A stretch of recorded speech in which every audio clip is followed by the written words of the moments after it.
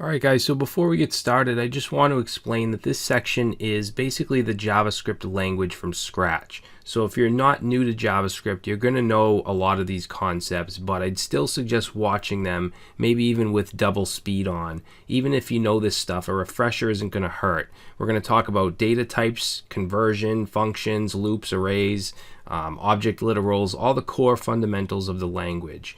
Okay, we're going to work in the console for the most part, and then in the next section we'll start on the document object model and working in the UI with events and so on.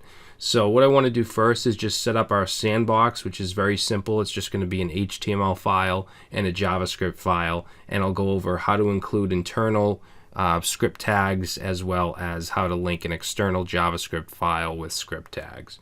Alright, so let's go ahead and jump in and get started.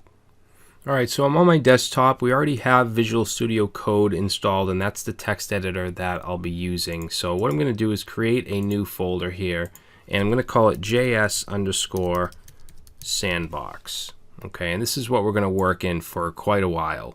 So I'm going to open it with Visual Studio Code by right-clicking and saying Open with Code. But if you're not using this text editor, just open up this folder in whatever you're using. Alright, I'm going to just close the welcome screen up, and you can see we have an empty JS sandbox folder over here.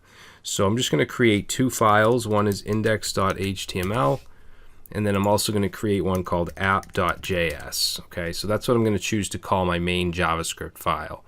Alright, now in the index.html we're going to create a basic structure.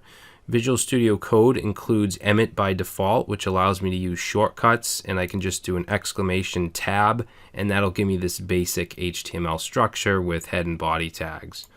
Alright, so I'm just going to change the title here to JavaScript Sandbox, and I'm going to say this is section 2, and then I'm going to put an H1 down here and put the same thing. So we'll just say JavaScript Sandbox section 2. Alright, now I'm going to save this, and I'm using Live Server as you saw me set up back in the environment setup video. So I'm going to go ahead and right click and say Open with Live Server. That's going to go ahead and open this up in a browser. You can see the H1. I can open up my console in the browser with F12, and we're going to go over the console in the next video. But what I want to do now is just show you how to insert JavaScript into your HTML file. Alright, so you can do two things. You can do it inside the HTML file, or you can link to an external file like our app.js. So if I were to just put in script tags here, I could actually run JavaScript. So I could say like alert, which is a window function that will just show a pop-up with whatever I put in here. So if I say hello and I save that, you'll see that it'll automatically run.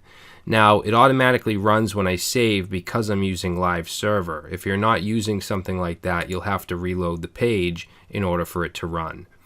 Okay, now this putting a script tag in your HTML I wouldn't recommend unless it's maybe one or two lines of JavaScript that you're using. So we're not going to do that for this course. We're going to go ahead and link to our app.js by just putting in script tags and then setting source src equal to app.js. Alright, now if we had the JavaScript file in another folder, like a JS folder, we'd have to say JS/app.js. Alright, but since it's in the same directory or the same folder, we don't have to do that. So let's save it. Let's go to app.js and let's try out an alert. So we'll say alert, we'll say hello world and save, and it runs, and now we know that app.js is linked. Alright, so now we have our little sandbox to work in. In the next video, we're going to explore the Google Chrome console.